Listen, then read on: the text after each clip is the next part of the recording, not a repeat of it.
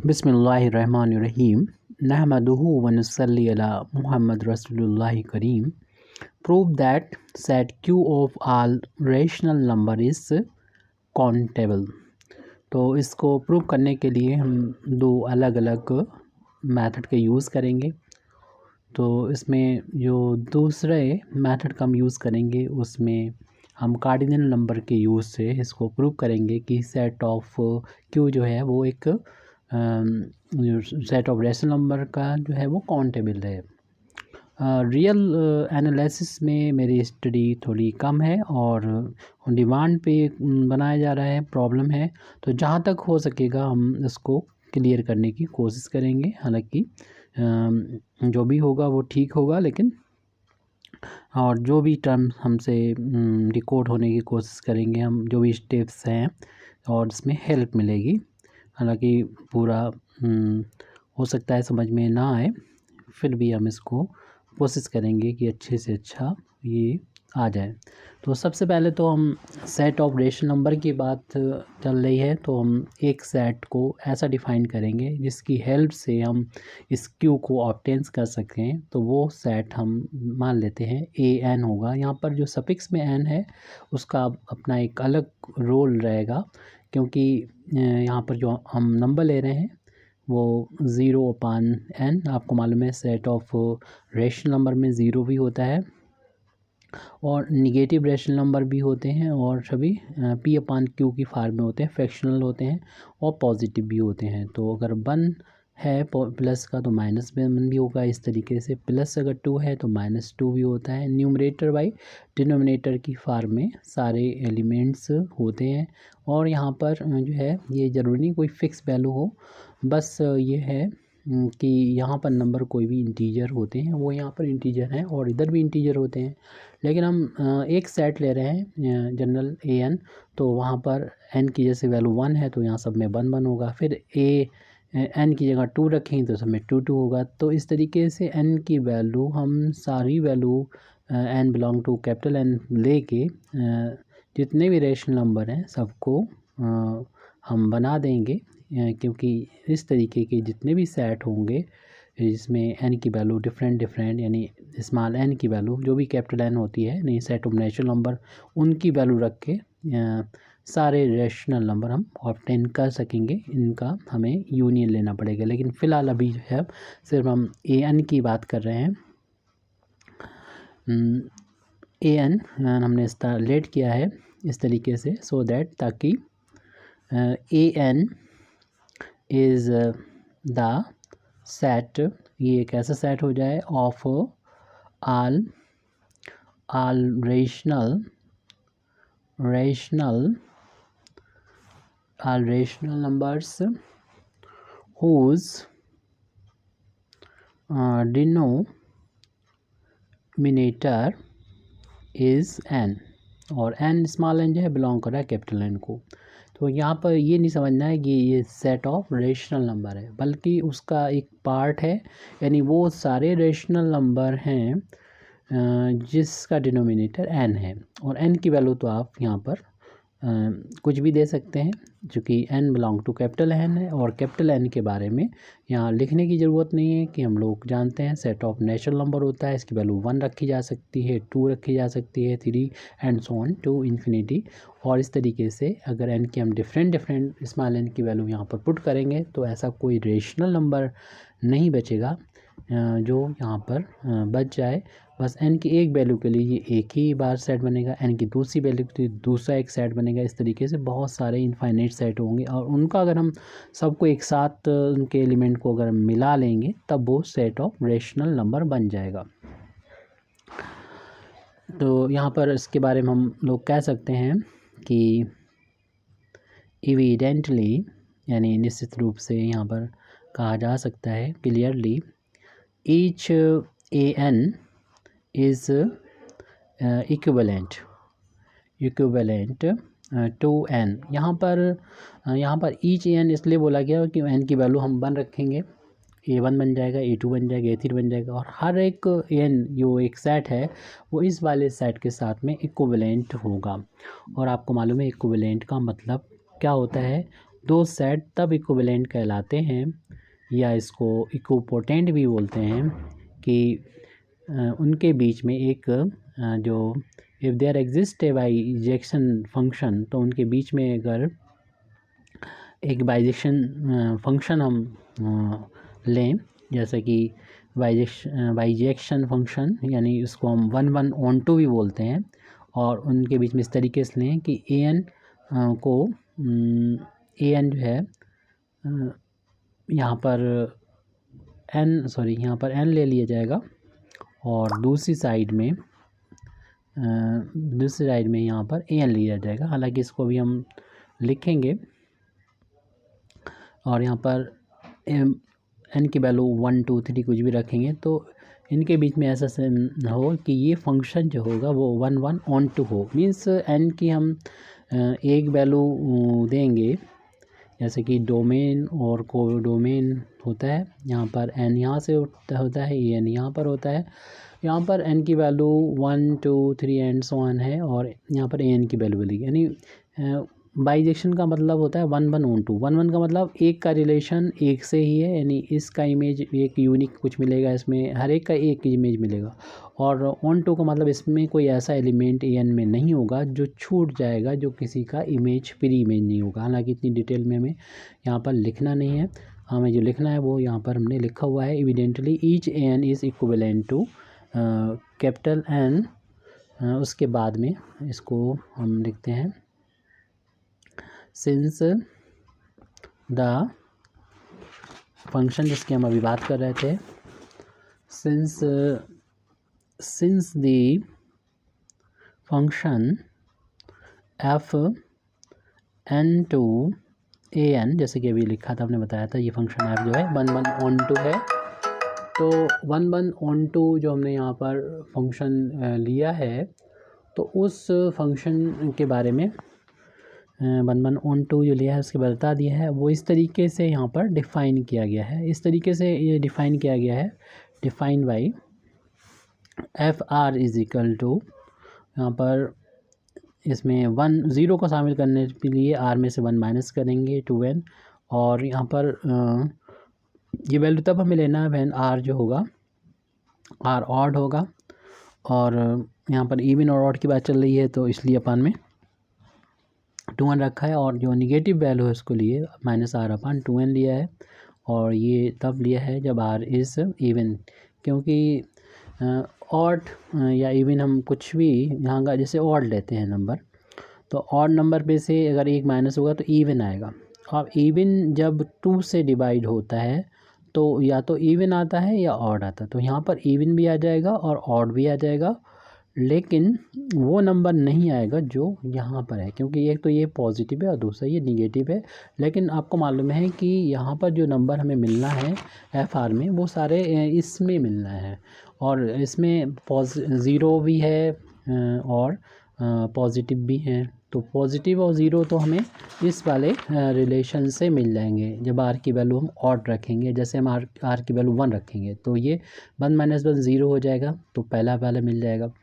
और 2 से अगर 0 को डिवाइड भी करेंगे तो 0/n आ जाएगी। तो r की वैल्यू फिर 3 रखेंगे, तो 3 में से 1 माइनस होके 3 में से 1 माइनस होकर 2 बचेगा, 2 से 2 कैंसिल हो जाएगा, 1/n आ जाएगा। तो इस तरीके से ये वाला एलिमेंट मिल जाएगा। तो कोई एलिमेंट इस तरीके से हमारा छूटेगा नहीं जो हमें उस सेट an में ना मिले, क्योंकि जो इसका इमेज n की डिफरेंट वैल्यू लेने से उसमें n की वैल्यू चूँकि इवन भी होती हैं, ऑड भी होती हैं और इवन भी होती हैं। तो इवन जब हम ऑड वाली लेंगे तो 0 और पॉजिटिव वाले सारे मिल जाएंगे इस वाले रिलेशन से, वो मिलेंगे कोडोमेन यानी an में, और इसका कोई एलिमेंट छूटेगा भी नहीं an का जो इससे इमेज ना हो। तो ये एक जो हमने इस तरीके से डिफ़ाइन किया है, ये थोड़ा सा आपको याद करना पड़ेगा, याद रखना पड़ेगा कि ये एक 1/1 फंक्शन है यहाँ पर, और r की सारी ऑड के लिए 0 और पॉजिटिव वैल्यूज़ जो an में डिफ़ाइन की थी सब मिल जाएंगी। और r की वैल्यू जब हम इवन रखेंगे, जैसे 2 रखा तो 2 से 2 कैंसिल होकर -1/n आ जाएगा, तो हमारा इससे ये वाला एलिमेंट मिल गया। ऐसे ही हम डिफरेंट वैल्यू रखेंगे इवन वाली, तो हमें सारे ये निगेटिव वाले मिल जाएंगे। क्योंकि आप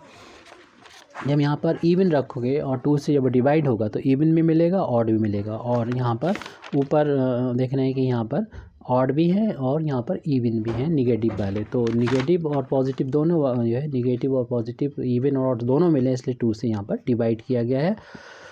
क्योंकि क्योंकि नेचुरल नंबर में इवन होंगे और ऑड होंगे, तो और एक से पॉजिटिव हमें बनाना था, एक से नेगेटिव बनाना था। तो इस तरीके से फंक्शन को हम लोगों ने डिफ़ाइन कर लिया है। क्योंकि हमें अगर दिखाना होता है कि ये काउंटेबल है, तो हमें ये दिखाना होता है कि हमारा जो सेट है एन, वो एक न्यूमेरेबल है। और डी न्यूमेरेबल सेट के लिए हमें ये बताना होता है एक यहाँ पर फंक्शन 1 1 ऑन टू एन और एन के बीच में होगा। सो हमने यहाँ पर ये दिखा दिया है। तो हम एन के बारे में इस तरीके से कह सकते हैं, क्योंकि हमें एफ आर के बारे में पता है, ये है इज़ 1 1 ऑन टू। तो 1 1 ऑन टू हमने फंक्शन अगर इसको बता दिया एफ आर को, तो हम कह सकते हैं कि ना सिर्फ ये एक कोई ए एन, बल्कि इस प्रकार जो है हर एक 10 ईच जो है हमारा ए एन जो होगा वो क्योंकि एन की वैल्यू 1 भी रखी जा सकती है, 2 भी, 3 भी, कोई भी नेचुरल नंबर रखी जा सकती है, वो होगा एक डी न्यूमेरेबल होगा। और इस तरीके से जितने भी हमें एन मिलेंगे, इन सब का हम लोग को ले लेंगे, यूनियन ले लेंगे। इसलिए इनका यूनियन एन बराबर 1 से लेके इन्फिनिटी तक सभी का यूनियन लेंगे, यानी A1 A2 सबका यूनियन। तो उन सब से ये मिलेगा, ये सेट मिल के तैयार होगा, ये सेट ऑफ रेशनल नंबर का हो जाएगा। तो इज़ द सेट ऑफ, कह सकते हैं कि ऑल रेशनल, यानी जितने भी रेशनल नंबर होते हैं सभी इसमें समाहित हो जाएंगे। तो ये set of all rational number है, यानी हर एक डिनोमिनेटर है तो इसका यूनियन भी डिनोमिनेबल होगा। तो हम कह सकते हैं thus the set of all rationals is a denumerable collection, क्योंकि ये थ्योरम है, ऑफ डिनोमिनेबल, यानी डिनोमिनेबल सेट का जो कलेक्शन होता है वो भी डिनोमिनेबल सेट ही होता है। तो यहाँ से कह सकते हैं कि ये डिनोमिनेबल है, तो इसलिए कह सकते हैं देयरफॉर ये सभी अलग अलग डिनोमिनेबल हैं, तो इनका यूनियन भी डिनोमिनेबल होगा, जो यहाँ पर मैं लिख दिया है। तो हम कह सकते हैं ये जो है, जो कि एक्चुअल में ये इक्वल है क्यू के, उसके बारे में कह सकते हैं इस डिन्यूमेरेबल। और जो डिन्यूमेरेबल सेट होता है वो काउंटेबल होता है। क्यों? काउंटेबल सेट की डेफिनेशन होती है a set which is either finite or denumerable is set to countable, यानी वो सेट जो कि फाइनाइट हो, यानी उसमें एलिमेंट ऐसे हो जिसमें हम गिनती कर सकें। लेकिन हमें मालूम है कि ये तो सेट इसमें गिनती नहीं कर सकते, इसमें इनफाइनाइट एलिमेंट होते हैं। तब दूसरा काउंटेबल होने की शर्त होती है कि ये होना चाहिए डिन्यूमेरेबल। और डिन्यूमेरेबल सेट वही सेट होता है जिसके बाद जो सेट जो है डिन्यूमेरेबल वही कहलाएगा जो इक्विवेलेंट होगा एन के, इक्विवेलेंट होगा एन के, इक्विवेलेंट हो या कहें इक्विपोटेंट होगा एन के।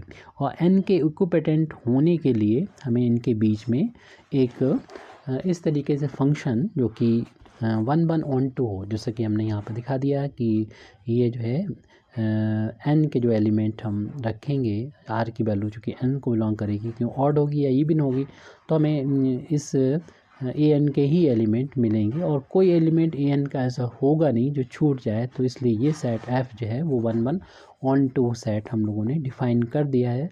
तो इसलिए ये जो सेट है एन वो बी के इक्विवेलेंट है, और जो इक्विवेलेंट सेट होता है उसी सेट को हम लोग बोलते हैं कि ये डिन्यूमेरेबल है।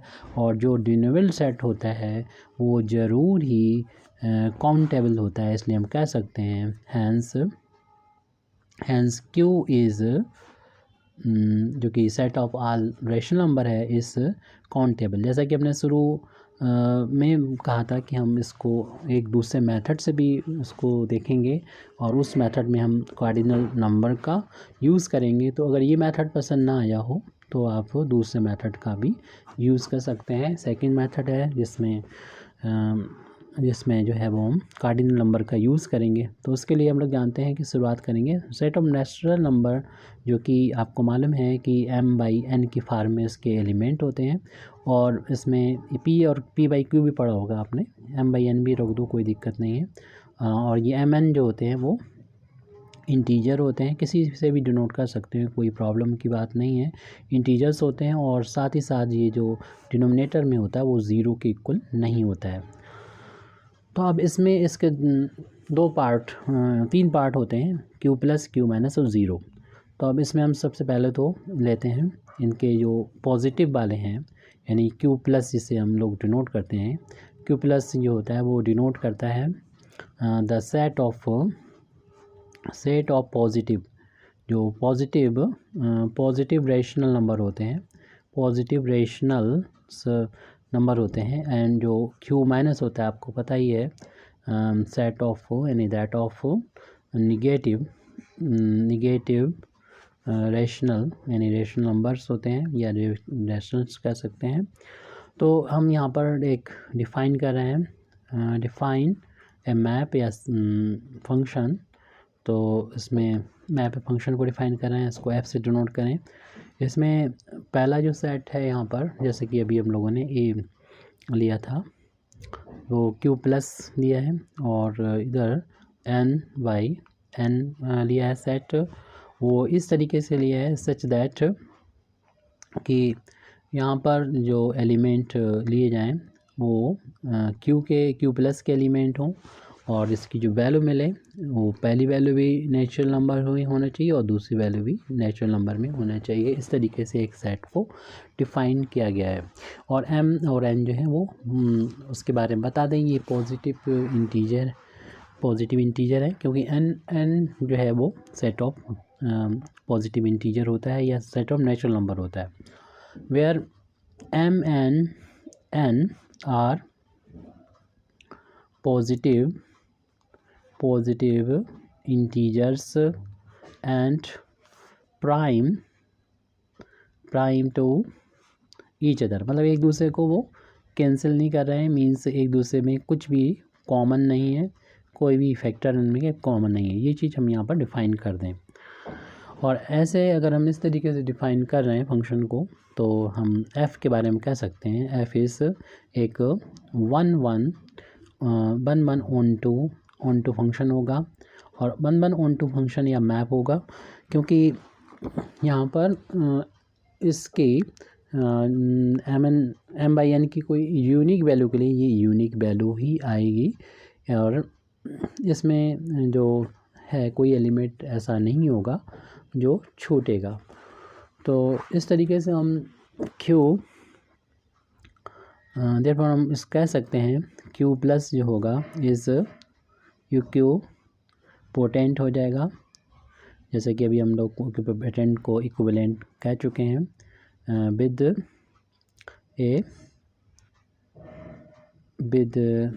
ए subset of n cross n, so that q plus जो होगा ये जब सबसेट होगा n क्रॉस n का तो इसका कार्डिनल नंबर यानी कार्ड ऑफ q प्लस वो लेस देन इक्वल टू होगा n क्रॉस n का के कार्डिनल नंबर के। और आपको मालूम ही है कि n का जो कार्डिनल नंबर होता है उसे a से डिनोट करते हैं, तो इसमें मल्टीप्लाई हो रहा है तो उसको भी a से, और a इंटू a आपको मालूम है कार्डिनल नंबर के केस में a के बराबर ही होता है। इस तरीके से हमने ये लिख दिया कि q प्लस का जो कार्डिनल नंबर है वो लेस देन और इक्वल है किसके, a के, तो एक रिलेशन तो यहाँ पर ये आया। और दूसरे हम लोग जानते हैं कि जो सेट ऑफ नेचुरल नंबर होता है वो प्रॉपर सबसेट होता है सेट ऑफ क्यू प्लस के, और ऐसे में इससे हम रिजल्ट निकाल सकते हैं कि ये n का जो कोऑर्डिनल नंबर है वो लेस देन और इक्वल टू होगा क्यू प्लस के कोऑर्डिनल नंबर से। और n का जो कोऑर्डिनल नंबर होता है उसे a से डिनोट किया जाता है, और यहाँ पर इस तरीके से हम लोगों ने प्रूव कर दिया कि क्यू प्लस का कोऑर्डिनल नंबर a से लेस देन इक्वल टू होगा। इन दोनों इक्वेशन को अगर हम लोग देखें तो यहाँ पर दोनों का जो कॉमन आएगा, यानी फ्रॉम इक्वेशन नंबर 1 and 2, एक कह रहा है कि ये ए से लेस है, दूसरा कह रहा है कि ए लेस है इससे, और दोनों में कॉमन इक्वल का है। तो ऐसे केस में हम कह सकते हैं कि क्यू प्लस जो होगा वो ए के इक्वल आएगा। और हम लोग ये भी जानते हैं कि क्यू प्लस जो होता है वो इक्विवेलेंट होता है क्यू माइनस का, और साथ ही साथ जो हम लोगों ने मैप डिफ़ाइन किया था उसमें जो जैसे क्यू जो होता है क्यू प्लस अगर पी अपान क्यू से डिफ़ाइन किया गया है, तो क्यू माइनस जो होगा माइनस पी अपान क्यू से डिफ़ाइन किया जाएगा, तो माइनस और प्लस साइन से कोई इफ़ेक्ट नहीं पड़ेगा। इसलिए हम कह सकते हैं जिस तरीके से हमने क्यू प्लस का दिखा दिया कि कोऑर्डिनल नंबर ए आया है, इसी तरीके से क्यू माइनस का भी कोऑर्डिनल नंबर को ए के बराबर दिखाया जा सकता है, क्योंकि ये इक्विवेलेंट है तो इनके कोऑर्डिनल नंबर आपस में इक्वल होंगे। क्योंकि क्यू प्लस का कोऑर्डिनल नंबर ए है तो इन दोनों का इसका भी कोऑर्डिनल नंबर ए आ जाएगा। जबकि हम लोग जानते हैं कि set of all rational number होता है, यूनियन होता है क्यू प्लस का और क्यू माइनस का, और साथ में एक ज़ीरो और छूटा हुआ है तो उसको इंक्लूड कर लें, इस सेट को भी शामिल कर दिया, इसमें ज़ीरो है तो इस तरीके से इन तीनों को मिला देंगे तो सेट क्यू बन जाएगा। और क्यू का अगर हमें कोऑर्डिनल नंबर चाहिए है तो हमें इन तीनों का अलग अलग इसमें प्लस आ जाएगा, क्यू प्लस का और क्यू माइनस का कोऑर्डिनल नंबर, और इसमें जो कि एक ही एलिमेंट है तो इसका हम अगर कोऑर्डिनल नंबर इस सेट का निकालेंगे ज़ीरो का, तो आपको मालूम है किसका, तो अभी हम ऊपर दिखाई चुके हैं, ए है इसका भी है और इसमें एक ही एलिमेंट है तो 1 हो जाएगा। और आपको मालूम है ए में ए ऐड होता है तो ए जुड़ता है, और ए में 1 जो ऐड होगा तब भी ए आएगा। इस तरीके से क्यू का जो कोऑर्डिनल नंबर है ए आ गया। और अगर ऐसा हो जाता है, अगर ए प्रूव कर देते हैं तो क्यू हो जाता है इस काउंटेबल, क्योंकि ये ए एन के काउंटेबल नंबर के एन के कोऑर्डिनल नंबर के बराबर है। तो यही प्रूव करना था। Thank you very much Indeed for listening me. व आखिर दावाना अल्हम्दुलिल्लाहि रब्बिल आलमीन।